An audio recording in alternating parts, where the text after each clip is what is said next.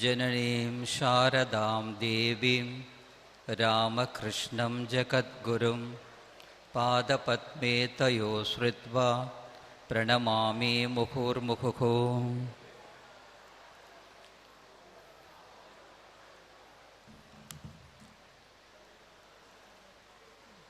ஸ்ரீராமகிருஷ்ண மடத்தின் மூத்த துறவிகள் மற்றும் இங்கு திரளாக கூடியிருக்கக்கூடிய சந்நியாசிகள், சந்நியாசினிகள்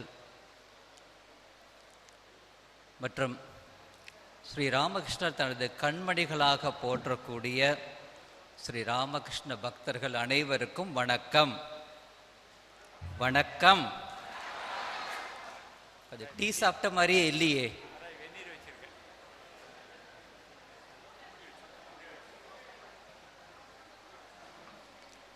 மறுபடியும் ஒரு அரைச்ச மாவு அரைக்க போகிறோம்னு நினைக்காதீங்க.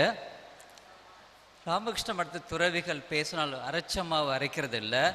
ஆனாலும் அது புளிச்ச மாவாக இருக்காது, நல்ல மாவாக தான் இருக்கும். அவர் சொன்னார் இல்லையா, ஃபைனாக இருக்கும். அப்படிங்கிறது ரொம்ப முக்கியமான ஒரு விஷயம்.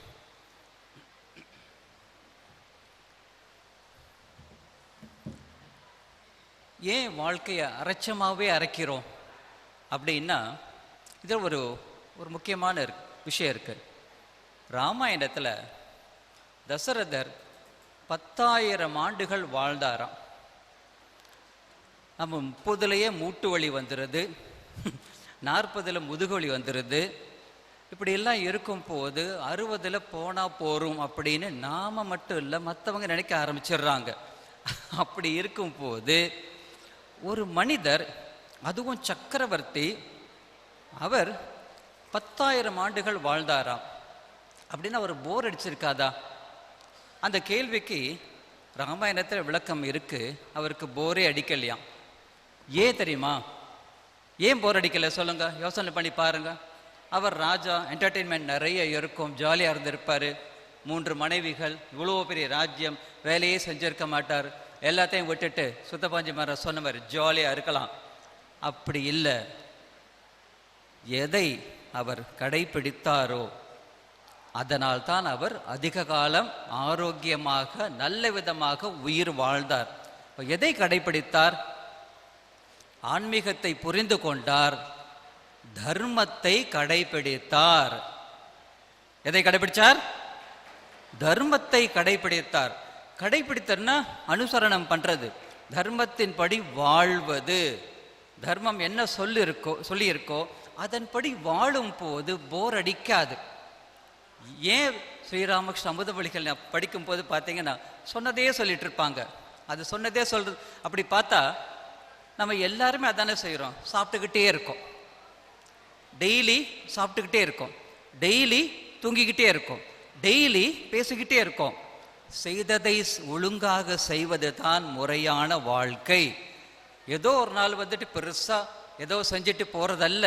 ஸ்ரீராமகிருஷ்ணர் சொல்றது நீ எதை செய்கிறாய், நித்திய அனுஷ்டானம் நல்லபடியா இருக்கணும்.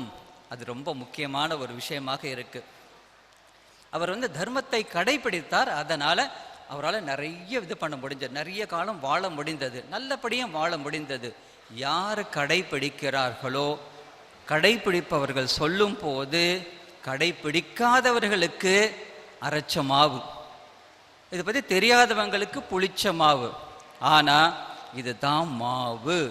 மா அப்படின்னா மானாவோட செய்தி என்னவென்றால் இதுதான் மாவு. எல்லாமே மாவு, புளிச்ச மாவு. வாழ்க்கையில் புளிச்ச மாவு இருக்குது, ஆனால் அரைச்ச மாவு திரும்ப திரும்ப. நமக்கு தூங்கும் போது எப்பாவது போர் அடிச்சிருக்கா உங்களுக்கு? டெய்லி சாப்பிட்றோம், போர் அடிக்குதுப்பா சாப்பிட்றதுல, செஞ்சுருக்கோமா? அதெல்லாம் சொல்ல முடியாத நாம் இதை சொல்லலாமா? ஸோ அதனால் இது ஞாபகத்தில் வச்சுக்கணும். இன்றைக்கி இந்த மாநாடு 32வது மாநாடு, மார்கழி மாதம் ஒவ்வொரு வருடமும் வரக்கூடிய இந்த மாநாடு, இது எனக்கு எதை நினைவூட்டுகிறது என்றால், பாவை நோன்பு.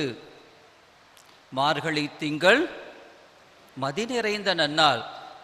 அதில் பாவை நோன்பு எல்லோருமே கடைபிடிக்கிறார்கள். நல்ல நல்ல வாழ்க்கையில் முன்னுக்கு வர வேண்டியவர்கள் எல்லாருமே பாவை நோன்பு கடைபிடிக்கிறார்கள். ஆனால் பரமஹம்ச பக்தர்களுக்கு ஒரு நோன்பு இருக்கிறது. அது இந்த டிசம்பர் மாதத்தில் தான் வரும், இந்த மார்கழி மாதத்தில் தான் வரும். எப்படி வரும்? அதுவும் 3 தினங்கள் தான் வரும். அதுதான் மாநாட்டிற்கு வந்து மகிமையை புரிந்து கொண்டு நாமும் ஏதோ ஒரு மகளாகவும் மகனாகவும் இருக்கக்கூடிய நாம் நாளை மகானாகக்கூடிய ஒரு வாய்ப்பை பெறக்கூடிய தரக்கூடிய மாநாடாக, நோன்பாக, ஒரு விரதமாக நாம் இதை கடைபிடிக்க வேண்டும். ரைட்டா? வந்தோம் போனோம் அப்படி இல்லை. வந்தோம், கேட்டோம், பெற்றோம், பயனடைந்தோம், 4 பேருக்கு சொன்னோம். இது மாதிரி இருந்ததென்றால் தர்மத்தை கடைபிடிக்கும் போது கேட்டால் மட்டும் போதாது, அது வாழ்க்கையில் கடைபிடிக்கும் போது, கடைபிடிக்கிறது மட்டும் இல்லை, 4 பேருக்கு சொல்லும் போது, நல்ல விதமாக சொல்லும் போது, அதன் மூலமாக நம்முடைய வாழ்க்கை என்பது இன்னும் மேம்பட்டு கொண்டே இருக்கும். சுவாமி விவேகானந்தர் மேலை நாட்டிலேருந்து திரும்பி வர்றார். அவருக்கு நிறைய பெரிய வரவேற்பெல்லாம் கொடுக்குறாங்க கல்கத்தாவில். அந்த காலகட்டத்தில் பஞ்சம் பட்னி நிறைய இருக்குது. கல்கத்தா மற்றும் அந்த பகுதிகளில் நிறைய பேருக்கு சாப்பாடு இல்லை, நிறைய பேர் பஞ்சத்தில் அவதிப்பட்டு கொண்டு இருக்கிறார்கள். அந்த சமயத்தில் சுவாமிஜி அங்கே வர்றார். வந்துட்டு அவருக்கு சொல்கிறாரு, எல்லாருமே கேட்குறாங்க, சுவாமிஜி நீங்கள் வந்ததை ஒரு பெரிய ஒரு உற்சாகமாக நாங்கள் கொண்டாட நினைக்கிறோம் அப்படின்னு. கொண்டாடுங்க அப்படிங்கிறாங்க. எல்லாருமே மற்ற சீடர்கள், மற்ற ரொம்ப நெருங்கிய பக்தர்கள்லாம் சொல்கிறாங்க, இந்த சுவாமி இது ஏன் செய்யணும்? கிட்டத்தட்ட நிறைய செலவு செய்து இவருக்கு வரவேற்பு கொடுக்கிறார்கள். அப்படி கொடுக்கும் போது என்ன ஆகும்? நிறைய செலவாகுது. அந்த பணத்தை கொண்டு அந்த ஏழை மக்களுக்கு உணவு கொடுக்கலாமே அப்படின்னு ஒரு சிந்தனை வருது. சுவாமிஜி அப்படி பார்த்து சொல்கிறாரு, கரெக்டாக உணவு கொடுக்கலாம், ஆனால் அதை விட மிக முக்கியமான ஒரு விஷயம் இங்கு நடக்கிறது. எனக்கு வரவேற்பு கொடுக்கிறார்கள் என்றால், விவேகானந்தருடைய துறவரத்தை பாருங்கள், எனக்கு வரவேற்பு கொடுக்கிறார்கள் என்றால் மக்கள் என்னை பார்க்க வரவில்லை, எனக்குள் இருக்கக்கூடிய தெய்வமான ஸ்ரீ ராமகிருஷ்ணரை பார்க்க வருகிறார்கள். அப்படி வரும்போது அவருடைய வாழ்க்கையை புரிந்து கொண்டால், அவர் எப்படியெல்லாம் வாழ்ந்தார், அந்த வாழ்க்கையின்படி கொஞ்சமாவது அதாவது திரைக்கடலில் ஒரு திவலையை நாம் ஏற்றுக்கொண்டாலும் சரி, அதன் என்ன ஆகும்? அதன் மூலமாக அவர்களுடைய வாழ்க்கை முன்னேறும். ஸ்ரீ ராமகிருஷ்ணரை பற்றி யார் தெரிந்து கொள்கிறார்களோ அவர்கள் அந்த கணமே தங்கமாக மாறிவிடுகிறார்கள். எந்த மாதிரி மாறுறாங்க? தங்கமாக மாறிவிடுகிறார்கள். சொக்க தங்கமாக மாற வேண்டும். அது தங்கமாக மாறினால் மட்டும் போராது, ஆபரணமாக மாறி இந்த அகிலத்திற்கு நாம் போதிக்க வேண்டும். இப்படி நாம் இருக்கும் போது என்ன ஆகிறது? இதை நினைவில் வைத்துக் கொள்ள வேண்டும். அவர் சொல்றார், சுவாமிஜி தொடர்றார், இந்த மாதிரி ஸ்ரீராமகிருஷ்ணரை பற்றி தெரிந்து கொண்டால் என்ன நடக்கும் என்றால், அவர்கள் எப்படி தங்களுடைய வாழ்க்கையில் முன்னுக்கு வருவது, அது மட்டுமல்ல தங்களுடைய ஆன்மீக வாழ்க்கையில் எப்படி முன்னுக்கு வருவது, சமுதாய வாழ்க்கையில் எப்படி முன்னுக்கு வருவது, தேசிய அளவில் எப்படி முன்னுக்கு வருவது எல்லாம் தெரிந்து கொண்டோம் என்றால் இந்த பசியும் பட்டினியும் கன நேரத்திலே போய்விடும் அப்படின்னு சொல்றாங்க. அப்போ சுவாமி விவேகானந்தர் எப்படி சொல்றாருன்னா, ஸ்ரீராமகிருஷ்ணரை புரிந்து கொள்வது என்ன ஆகும் அப்படின்னா, ஏதோ நம்ம மூளையில் உட்காந்துட்டு கிடுகிடுக்குன்னு ஏதோ ஜபம் பண்ணுறது மட்டும் கிடையாது, ஏதோ பூஜை செய்கிறது மட்டும் கிடையாது. இந்த வாழ்க்கையில் அப்படின்னா ஒவ்வொரு கட்டத்திலும் ஒவ்வொரு நிலைகளிலும் நாம் நிமிர்ந்து உட்காருவோம்.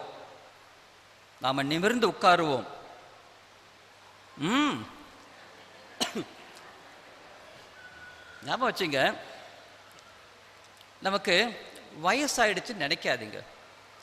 வயசாச்சு என்னைக்காவது நீங்கள் நம்ம பிரசிடென்ட் மகாராஜ் இப்படி உட்காந்து பார்த்துருக்கீங்களா? இன்னைக்கு அவருடைய ஃபிசிக்கல் ப்ரெசன்ஸ் இல்லைன்னாலும் அவர் இங்கே உட்கார்ந்துருக்கார். எப்போ அப்படி நிமிர்ந்து உட்கார்ந்துருப்பார்? என்னன்னா, நம்ம வயசாக விடக்கூடாது. ரைட்டா? கொஞ்சம் நல்ல விதமாக உட்கார்ந்து பாருங்க, நிறைய விஷயங்கள், நல்ல விஷயங்கள் உங்களுக்கு கிடைக்கும். இல்லைன்னா இப்படி குந்துட்டிங்கன்னா அப்படியே போச்சுங்கன்னா அப்படியே பின்னாடி போயிடுவீங்க. அந்த மாதிரி இருக்க வேணாம்.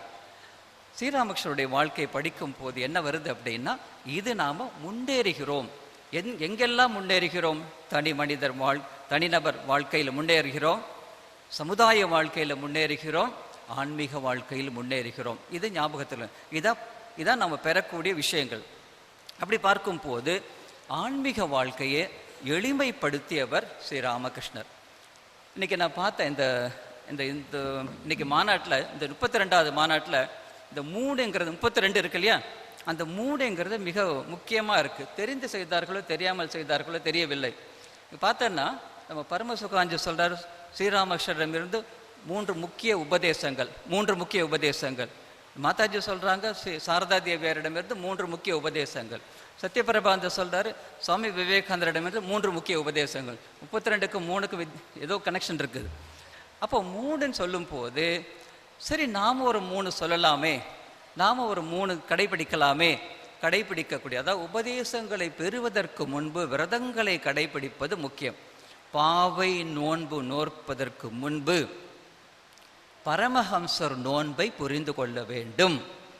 பரமஹம்சர் நோன்பு அப்படின்னா பரமஹம்சர் நமக்கு அவரிடம் நெருங்குவதற்கு அவர் நமக்கு என்ன சொல்றார் அப்படிங்கிறத பார்க்கணும். இந்த விரதம் ஸ்ரீ ராமகிருஷ்ண பக்தர்களுக்கான 3 விரதங்கள் என்ன? 3 விரதங்கள் நமக்கு எல்லாருக்கும் தெரியும். ஏகாதசி விரதம், அப்புறம் சிவராத்திரி விரதம், இது தெரியும்.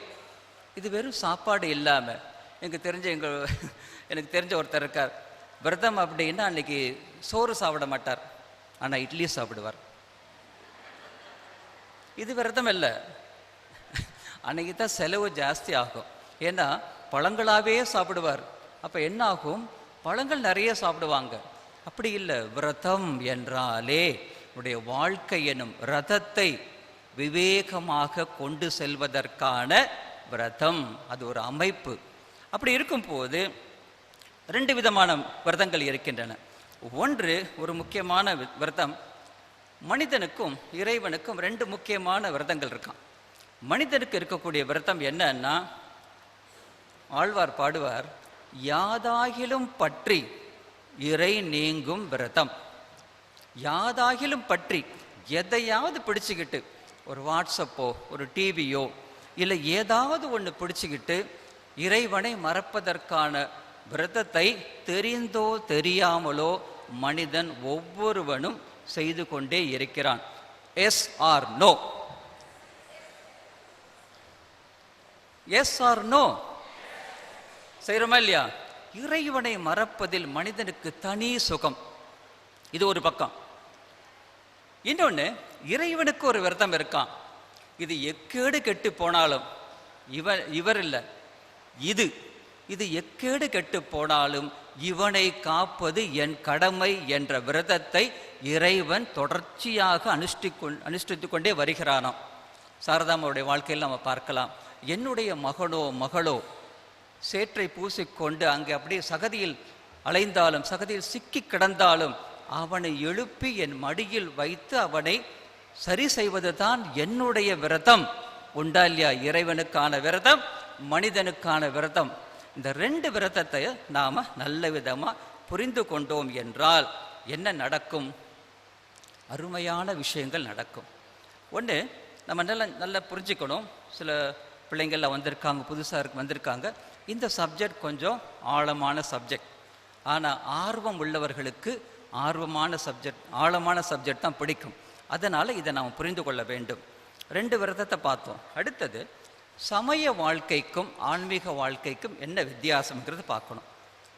விபூதி இட்டுக்கொள்வது, குங்குமம் இட்டுக்கொள்வது, கோயிலுக்கு போவது, எல்லாம் படிப்பது, எல்லாமே ரிலீஜியஸ் லைஃப், சமய வாழ்க்கை. அந்த சமய வாழ்க்கை அதோட நின்று போயிடுது. என்னது? நானும் கடவுளை நம்புகிறேன் அப்படின்னு. ஆனால் தன்னை நம்பக்கூடியவர்கள் தான் கடவுளையும் நம்ப முடியும். கடவுளை வெறுமனே நம்புறதுன்னா வெறுமனே நம்புறதில்லை, அதோடைய உச்சம் எந்த அளவிற்கு போகும் தெரியுமா? ஆச்சரியமாக இருக்கும். கடவுளை நீ நம்பும் போது, அந்த சமய வாழ்க்கை முறையாக அனுஷ்டிக்கப்படும் போது அதனுடைய உச்சம் எவ்வாறு இருக்கும் என்றால், கடவுள் உன்னை நம்புவார்.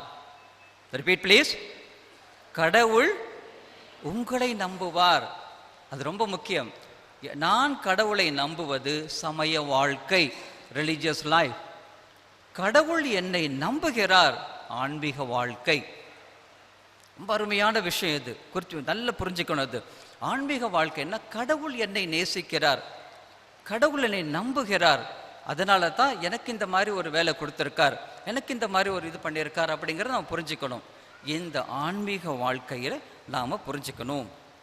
இப்போது எல்லாருக்குமே ரெண்டு விதமான வாய்ப்பு இருக்குது. ஸ்ரீகிருஷ்ணர் இங்கே படுத்திருக்கார்.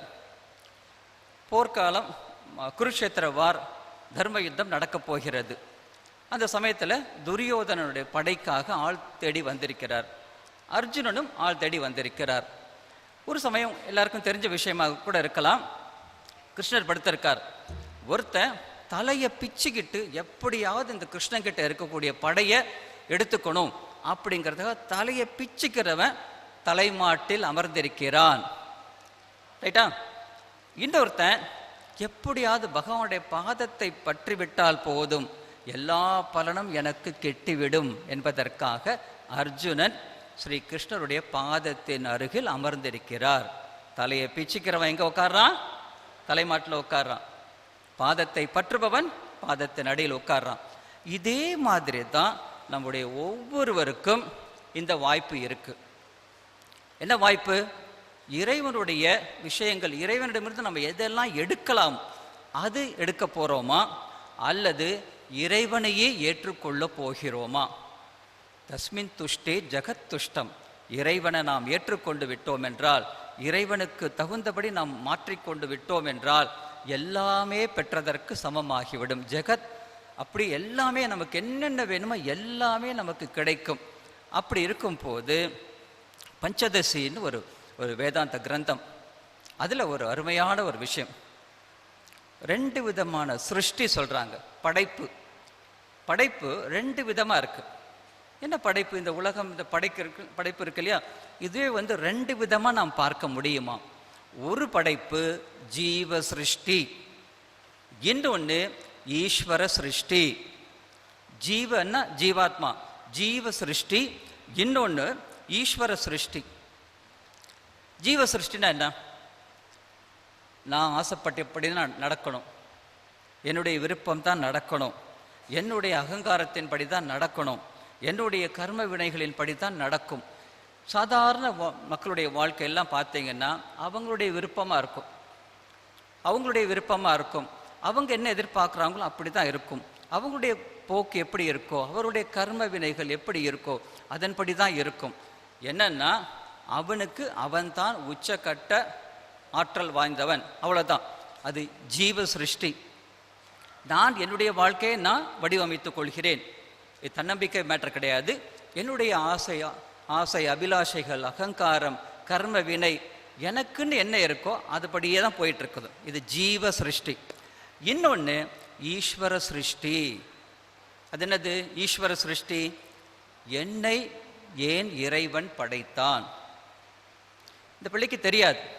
இப்போ ஏதோ அப்பா அம்மா பிறந்ததுன்னு அப்பா அம்மா பெற்றதுன்னு நினைக்கிறாங்க. இல்லை, ஒவ்வொருத்தருடைய வாழ்க்கையிலும் ஒரு தனிப்பட்ட பர்பஸ் ஒன்று இருக்கு. ஒவ்வொருத்தருடைய வாழ்க்கையிலும் நீங்கள் ஒரு சாதாரண ஒரு கிராமத்து பெண்ணாக இருக்கலாம், சாதாரண ஆட்டோ டிரைவராக இருக்கலாம், இல்லை ஒரு கம்பெனி மேனேஜராக இருக்கலாம், யாராக இருந்தாலும் சரி, ஒவ்வொருத்தருக்கும் ஒரு விதமான ஒரு பர்பஸ் இருக்குது, ஒரு பயன்பாடு இருக்குது. இதற்காகத்தான் இவனை படைத்தேன், இதற்காகத்தான் அவளை படைத்தேன் அப்படின்னு ஆண்டவனுடைய கணக்கில் ஒரு விஷயம் இருக்குது. அது ஈஸ்வர சிருஷ்டி.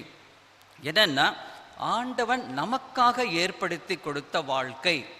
திருமூலர் சொல்வார், என்னை நன்றாக படைத்தனன் தன்னை நன்றாக தமிழ் செய்யுமாறே. அப்படின்னா என்ன அர்த்தம்? என்னை நன்றாக படைத்தனன், இறைவன் என்னை நன்றாக படைத்தான் என்றால் ஈஸ்வர சிருஷ்டியில் நாம் இருக்கிறோம், இருக்க வேண்டும் அப்படிங்கிறதான் நம்ம புரிந்து கொள்ள வேண்டிய விஷயம். அப்படி இருக்கும்போது அந்த சிருஷ்டி, கடவுள் நமக்காக படைத்து வைத்த வாழ்க்கை, ஸ்ரீராமகிருஷ்ணர் சொல்வார், இந்த மனித பிறவியோட லட்சியம் என்ன?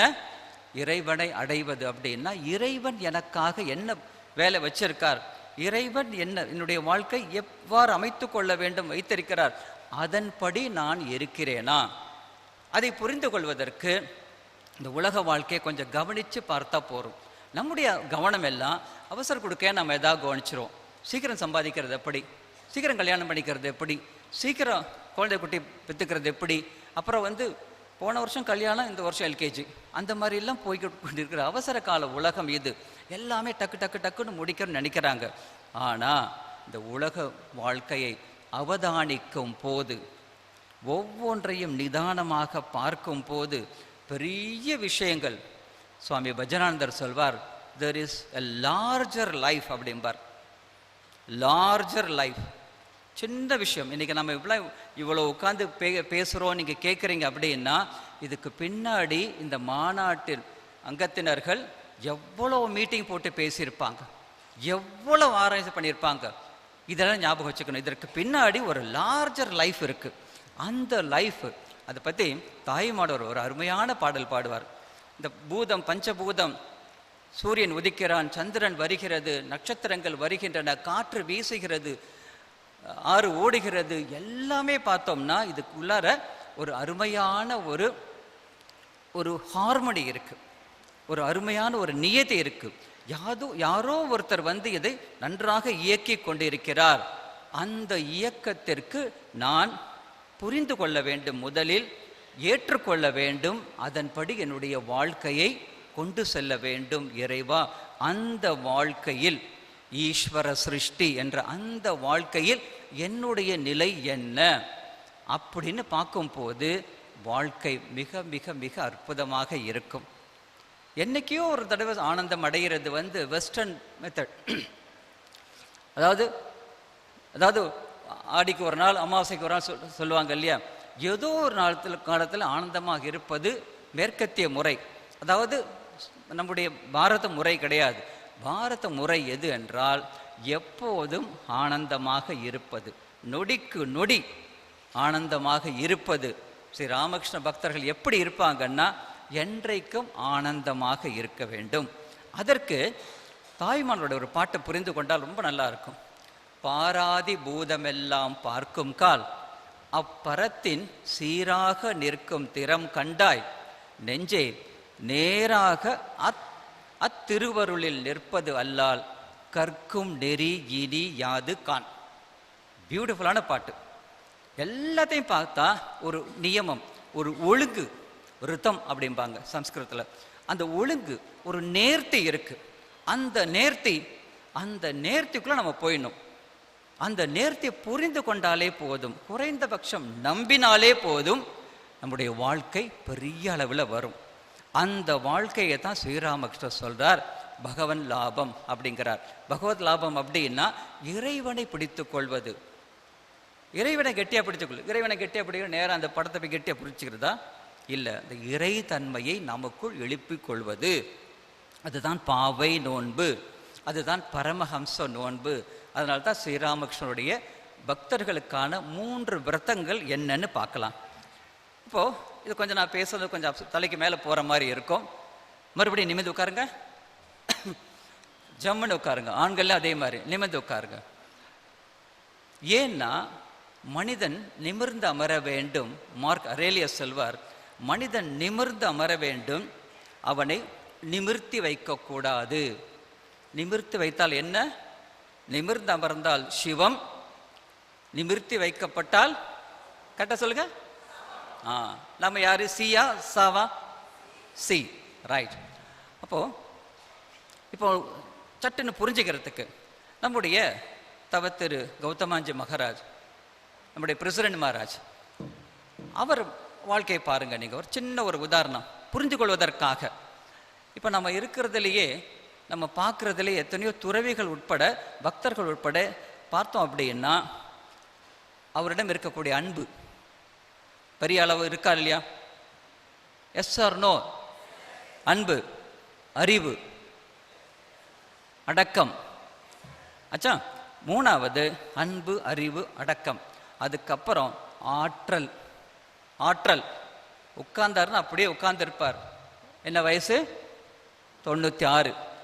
ஆற்றல், ஆரோக்கியம், அதை விட முக்கியம் ஆனந்தம். அன்பு, அறிவு, அடக்கம்.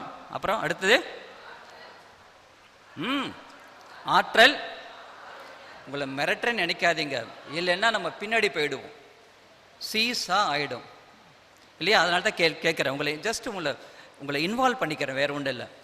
அன்பு, அறிவு, அடக்கம் 3. அதுக்கப்புறம் அடுத்த 3 ஆற்றல், ஆரோக்கியம், ஆனந்தம். இந்த 6 தான் மனித வாழ்க்கையில் நாம் ஒவ்வொருவரும் பெற வேண்டியது. இதெல்லாம் இருந்தால் உங்களுடைய பேங்க் பேலன்ஸ் கூட வேண்டியதில்லை, ஆனால் நீங்கள் எங்கே போனாலும் பேலன்ஸ்டாக இருப்பீங்க, இல்லையா? பேங்க் பேலன்ஸ் இருக்கிறவங்க எத்தனையோ பேர் பேலன்ஸ் இல்லாமலே இருக்காங்க. அந்த மாதிரி இல்லாமல் பேலன்ஸ்டு லைஃப் அப்படிங்கிறது பார்க்கணும். அதற்கு நாம் என்ன செய்யணும்? ஸ்ரீராமகிருஷ்ணரை கொஞ்சம் காப்பி அடிக்கணும். That's called imitation of God. Copy அடிக்கிறதுன்னா எல்லாருமே தான் காப்பி அடிச்சுக்கிட்டு இருக்கோம். நம்ம எல்லாருமே தான் காப்பி அடிக்கிறோம். திரை நடிகர்களை காப்பி அடிக்கிறோம், சினிமா நடிகர்களை மட்டும் இல்லை, அரசியல்வாதிகளை காப்பி அடிக்கிறோம், அவனை காப்பி அடிக்கிறோம், இவனை காப்பி அடிக்கிறோம். எல்லாமே காப்பிங் தான், ஜெராக்ஸ் காப்பி தான் நிறைய பேர். ஆனால் ஒரிஜினல் காப்பியை அப்படியே நான் அனுசரணை செய்யும் போது எப்படி இருக்கும்? அனுச்சரதி அப்படிம்பாங்க. அவர் பின்னாடியே போகும்போது, இங்கிலீஷில் ஒரு அருமையான புத்தகம் இருக்குது, practice of presence of God அப்படின்னு.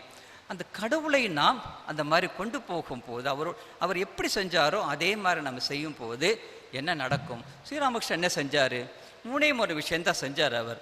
ஒன்று, அவருடைய வாழ்க்கையில் ஃபஸ்ட்டு, இப்போ நம்ம எல்லாம் ஏன் பிறந்தோம், என்ன எதுக்கு பிறந்தோம், கடைசி இந்த கேள்வி வரும்ல, நீ எல்லாம் ஏன் பிறந்த அப்படின்னு கேட்குறதுக்கு முன்னாடி புத்திசாலிகள் நான் ஏன் பிறந்த அப்படின்னு நமக்கு நாமே கேட்டுக்கொள்வார்கள். மற்றவன் கேட்ட பிரச்சனை, நாம கேட்டா விசாரணை, விசார மார்க்கம். மற்றவனை கேட்கலாமா, நம்ம கேட்டுக்கலாமா? நம்மை நாம் கேட்கும் போது என்ன ஆகும்னா, ஸ்ரீராமகிருஷ்ணன் இந்த கேள்வியெல்லாம் இருந்து அவர் சொல்றார், ஃபஸ்ட்டு 1 போட்டுக்கிட்டார் அவருடைய வாழ்க்கையில்.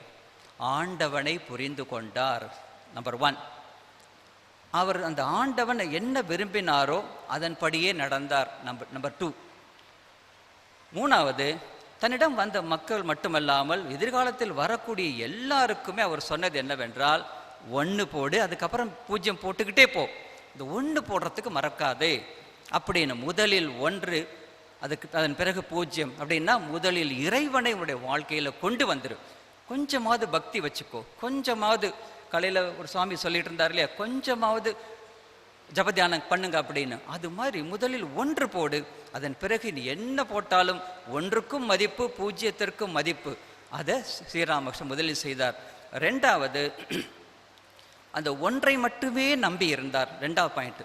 3வது, தானும் அதன்படி வாழ்ந்து பிறரையும் வாழ வைத்தார். இந்த 3 தான். இந்த 3ம் தான் நாமும் கடைபிடிக்க வேண்டிய விரதங்கள். அதன்படி பார்த்தோம் என்றால், முதல் விரதம், எனக்காக இறைவன் ஒரு வாழ்க்கையை வைத்திருக்கிறார், வடிவமைத்திருக்கிறார், அவர் எனக்காக காத்திருக்கிறார். ஆனால் நாம் எங்கேயோ போயிட்டுருக்கோம். இன்றைக்கி ஒரு 2-3 பேரை பார்த்தா, இங்கே வந்துட்டு எங்கெங்கேயோ ஷாப்பிங் போகிறவங்கெல்லாம் உண்டு, தெரியுமா? இங்கே பணம் கட்டியிருப்பாங்க, ஆனால் அங்கே செலவு செஞ்சிட்டு இருப்பாங்க. இங்கே பணம் கட்டி அனுபவிக்க வேண்டியது எவ்வளோ இருக்குது, எவ்வளோ, ஒவ்வொரு சாமியும் தன்னுடைய அனுபவங்களை சொல்லிட்டு இருப்பாங்க. ஆனால் அதை விட்டுட்டு இந்த பக்கம் இருக்கிற கோவில்கள், இந்த பக்கம் இருக்கக்கூடிய ஷாப் மால் எல்லாம் போவாங்க. அந்த மாதிரி இல்லாமல் கடவுள் ஏன் ஸ்ரீராமகிருஷ்ணர் நாம் ஒவ்வொருவருக்காகவும் காத்திருக்கிறார். நான் சொல்கிறேன், ஸ்ரீராமகிருஷ்ணர் நாம் ஒவ்வொருவருக்காகவும் காத்திருக்கிறார். முதல் விரதம் என்னவென்றால், அவர் எனக்காக காத்திருக்கார். ஒன்றுமே இல்லை, நீ நம்ப கூட வேணாம், கற்பனை செய்து பாருங்கள், அவ்வளவு அருமையாக இருக்கும். ஸ்ரீராமகிருஷ்ணன் எனக்காக காத்திருக்காரா? செஞ்சு சொல்லி பாருங்க, நம்பி பாருங்க, கொஞ்சம் கடைபிடித்து பாருங்கள், அற்புதமாக இருக்கும். நம்முடைய பெரிய சுவாமிஜி அதான் செய்வார். எல்லாம் சரி, குரு மகாராஜ் என்ன நினச்சிருக்காரோ தெரியாது அப்படின்னு சர்வசாரமாக சொல்லிட்டு போவாங்க. அப்போ என்னன்னா, இறைவனுடைய அவருடைய உத்தரவு என்ன? காத்திருக்கணும், பொறுமையுடன் பிரார்த்தனையுடன் காத்திருக்கணும். அதுக்கு முதல் விரதம். எல்லாரும் கொஞ்சம் கை கூப்பிங்க. விரதம்ங்கிறதால நல்லபடியாக உங்கள் கவலைகள், குழப்பங்கள் எல்லாத்தையும் அப்படி விட்டுட்டு, எல்லாத்தையும் மறந்துட்டு கைகளை கூப்பிக்கொள்ளுங்கள், கண்களை மூடிக்கொள்ளுங்கள். நான் சொல்கிறது தயவு செய்து திருப்பி சொல்லுங்கள். முதல் விரதம், பகவான் ஸ்ரீராமகிருஷ்ணரின் குரு மகாராஜுக்கு கேட்காதுன்னு நினைக்கிறேன் நீங்கள் சொல்கிறது. பகவான் ஸ்ரீராமகிருஷ்ணரின் தொடர்பு எல்லைக்குள் என்றும் நான் இருக்க முயற்சிப்பேன். ஸ்ரீராமகிருஷ்ணர் என்னை நம்பும்படி நான் ஒவ்வொரு கணமும் என்னை நான் தயார் செய்து கொண்டே இருப்பேன். இது முதல் விரதம். இது நாம ஞாபகத்துக்கு கற்பனை செய்து பாருங்க. அதுவே அவ்வளவு இந்த விற்பனை மிகுந்த இந்த உலகத்தில் எல்லாமே கற்பனை தான். இந்த கற்பனை வசத்தியான கற்பனை முதல்ல. ரெண்டாவது விரதம் என்னவென்றால், எவ்வளவோ நமக்கு விஷயங்கள் தெரிஞ்சிருந்தாலும் நம்முடைய விருப்பத்தின் படி நடக்கிறது பார்த்தீங்கன்னா எப்படியோ குழப்ப குட்டையாக போகும். நான் ஒன்று நினைப்பேன், அப்படி நான் நினைக்கவே இல்லை. இன்னைக்கு காலையில் கூட ஒருத்தங்க சொன்னாங்க, நான் அப்படி நினச்சி பேசலை அப்படின்னு. ஆனால் குழப்பம் வரும். ஏன்னா நம்மை நாம் முன் நிறுத்தும் போது அடி உதை கிடைக்கும்.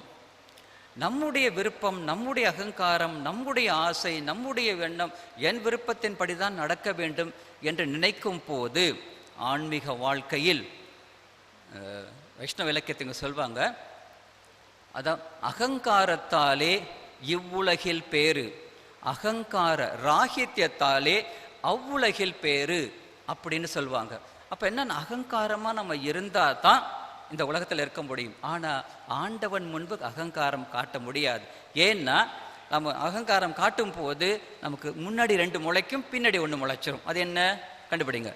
அப்போ இரண்டாவது விரதம் முக்கியமாக என்னன்னா, எல்லாமே அவருடைய போக்கில் நம்ம போக முடியுமா? கொஞ்சம் பொறுமை வேண்டும், கொஞ்சம் பிரார்த்தனை வேண்டும், கொஞ்சம் எதிர்பார்ப்பு வேண்டும். அப்படி இருக்கும் போது நாம் கேட்டால் 5 ரூபா 10 ரூபா 100 ரூபா தான் கிடைக்கும்.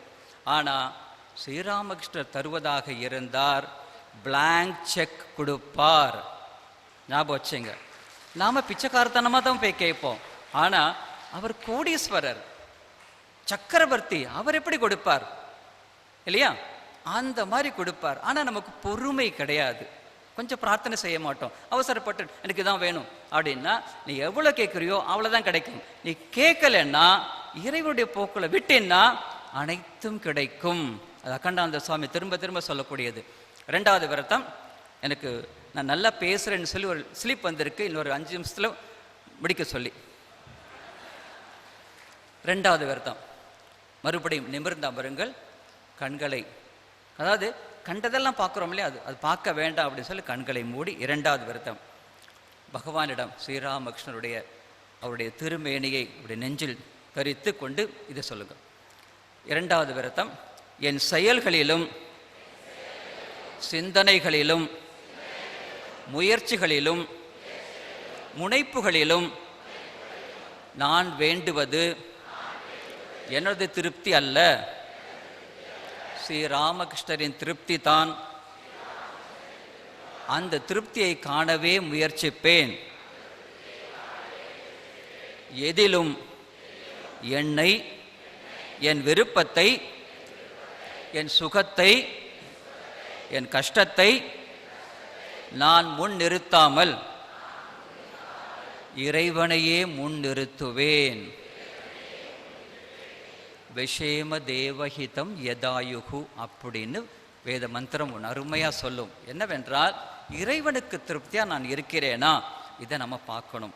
மூன்றாவது அருமையான விஷயம் என்னவென்றால், இதெல்லாம் நம்ம செய்கிறோம், நிறைய நல்லா வர்றோம், பேசுகிறோம், படிக்கிறோம், எல்லாமே நிறைய விஷயங்கள் இருக்குது. ஸ்ரீராமகிருஷ்ண பக்தர்களுக்கு இருக்கிற மாதிரி வேறு வேறு பக்தர்களுக்கோ, வேறு ஏன் கிறிஸ்தவ இஸ்லாமியர் அங்கே கூட இருக்கோ இல்லையே தெரியாது. அவ்வளவு அருமையான சமய ஆன்மீக இலக்கியங்கள் இருக்கக்கூடிய ஒரு சம்பிரதாயம்தான் ஸ்ரீராமகிருஷ்ண சம்பிரதாயம். அவ்வளவு விஷயங்கள் இருக்கு. அது நமக்குள்ளாரே இருக்கக்கூடாது. சுவாமி விவேகானந்தர் சொல்றாரு, உன் தாகத்தை தீர்த்த பாத்திரத்தை அப்படியே தூக்கி போட்டு போயிடாது. உன் தாகம் தீர்த்த பாத்திரத்தை பிறருக்கும் வழங்கு. உனக்கு தண்ணி கிடைச்சிருச்சு, குடிச்சோடனே நம்ம என்ன பண்ணுவோம்? பிளாஸ்டிக் கப் வச்சிருக்கல அப்படியே கசக்கி அப்படி ஈவு இறக்கம் இல்லாமல் அப்படி தூக்கி போடுவோம் இல்லையா? இல்லை, அது கழுவி மற்றவங்களுக்கு கொடு. தண்ணி இருந்துச்சுன்னா அது செடிக்கு ஊத்து. உன் தாகம் தீர்த்த பாத்திரத்தை பிறருக்கும் வழங்கு. இது 3வது மிக முக்கியமான விஷயம். என்னன்னா, மற்ற மார்க்கங்கள், மற்றைய சமய சிந்தனையாளர்கள், மற்றைய சமயத்தவர்கள் எல்லாருமே என்ன பண்றாங்க, சின்ன வயசிலேயே தங்களுடைய குழந்தைகளை தங்களுடைய மார்க்கத்திற்கு அறிமுகம் செய்கிறார்கள். நல்லா கவனிச்சுங்க, கை தட்டாதீங்க, கொஞ்சம் இருங்க. சின்ன வயசுலேயே அறிமுகப்படுத்துறாங்க. நான் நல்லா இருந்தா என் குழந்தையும் நல்லா தான் இருக்கணும். நான் ஸ்ரீராமகிருஷ்ணன் ஏற்றுக்கொண்டேன் என்றால் அதை திணிக்க வேண்டியதில்லை. உன்னுடைய நல்ல விஷயத்தை காட்டு, அந்த குழந்தை தானா உட்காரும். அப்படி இருக்கு. அப்போ சின்ன வயசுலே கற்றுக் கொடுக்கிறார்கள். பிற மதத்தினர் மார்க்கங்களை பற்றி போதிக்கும் போது நம்முடைய இந்துக்கள் மார்க் அதை மட்டும்தான் போதிக்கிறாங்க. நல்ல படி, நல்ல சம்பாதி. அவன் நல்லா படிப்பான், நல்லா சம்பாதிப்பான். அமெரிக்காவை போயிட்டு அவ்வளோதான், குழந்தை பிறந்துச்சுமா ஐஏஎஸ் வேலை பார்க்கவா அப்படின்னா இந்தியன் ஆயா சர்வீஸ் IAS, அமெரிக்கா வாமா அப்படின்னு சொல்லுவாங்க. அந்த மாதிரி இல்லாமல் மார்க்கங்களை போதிப்பதற்கு நாம் முயற்சி செய்ய வேண்டும். மார்க்கு எப்படி எடுத்துருவாங்க? எனக்கு தெரிஞ்சு இங்கே 2-3 பிள்ளைங்க இருக்காங்க, நல்லா பாடுவாங்க, நல்ல குருமார் மேலே பக்தி உண்டு, நல்லாவும் மார்க் வாங்குவாங்க. இன்னும் சிலது இருக்கு, கோயிலுக்கு வந்துட்டு உட்கார்ந்துருக்கும், அங்கே மொபைல் பார்த்துட்டு கிடக்கும். அந்த மாதிரி இல்லாமல் மார்க்கத்தை நன்றாக புரிந்து கொள்ள வேண்டும். தெய்வ மார்க்கத்தில் நாம் இருக்கோம். அப்படி இது ஒழுங்காக இருந்ததென்றால் மற்றவையெல்லாம் தானாக வந்துவிடும். இதை ஞாபகத்தில் வைத்துக் கொள்ள வேண்டும் மிக முக்கியமாக. அதனால் 3வது அந்த விரதத்தை சொல்கிறேன். 3வது விரதம், ஸ்ரீராமகிருஷ்ணரின் பக்தனாக மட்டும் நான் நின்று விடாமல் சமுதாயத்தில் அவரது பிரதிநிதியாக நான் நடந்து கொள்ள முயற்சிப்பேன். இது ரொம்ப முக்கியம். பக்தனா இருக்கிறது ஒண்ணுமே பெரிய விஷயம் இல்லை. பிரதிநிதியாக இருக்கணும். உன்னை பார்த்தவுடன் உன்னுடைய லட்சியத்தை, உன்னுடைய கடவுள் நினைவிற்கு வர வேண்டும். உங்களை பார்த்தவுடன் சுவாமி விவேகானந்தர் நினைவிற்கு வர வேண்டும். உங்களை பார்த்த உடனேயே சாரதாம்மா நினைவிற்கு வர வேண்டும். அப்படி நம்ம இந்திராமா தஞ்சாவூரில் அப்படி போனாங்கன்னா அந்த ராமகிருஷ்ண அம்மாவா அப்படிம்பாங்க. அந்த மாதிரி நாம் வச்சிருக்கணும். எப்படின்னா பிரதிநிதியாக இருப்பது ரொம்ப பெரிய விஷயம் அது. அதனால் நாம் இறைவனுடைய எத்தனையோ தொடர்பு எல்லைக்கு வெளியில தான் நம்ம இருக்கோம். அப்படி இல்லாமல் இறைவனுடைய தொடர்பு எல்லைக்குள் இருப்போம். 1. 2வது என்னுடைய விருப்பம் அல்ல, அவருடைய விருப்பத்தின்படி அனைத்தும் நடக்கட்டும், அருமையாக நடக்கும். 2வது. 3வது, வெறும் பக்தன் மட்டுமல்ல, என்னவா இருக்கணும்? நாம என்னவா இருக்கணும்? பிரதிநிதியாக இருக்க வேண்டும். அவ்வாறு நம் அனைவரையுமே பிரதிநிதியாக மாற்ற வேண்டும். அதற்கு அன்னை சாரதா தேவியார், சுவாமி விவேகானந்தர் அனைவரும், பகவான் ஸ்ரீராமகிருஷ்ணன் அனைவரும் நம் மீது அருள் மழை பொழிய வேண்டும். அதை நாம் தக்க வைத்து கொள்ள வேண்டும் என்ற பிரார்த்தனையுடன் எவ்வளவு அருமையான வாய்ப்பு கொடுத்த அனைவருக்கும் நன்றி பாராட்டி விடைபெறுகின்றேன். நன்றி, வணக்கம்.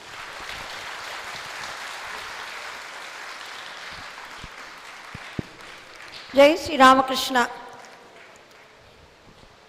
இறைவன் என்பது நம்பர் 1 எண்.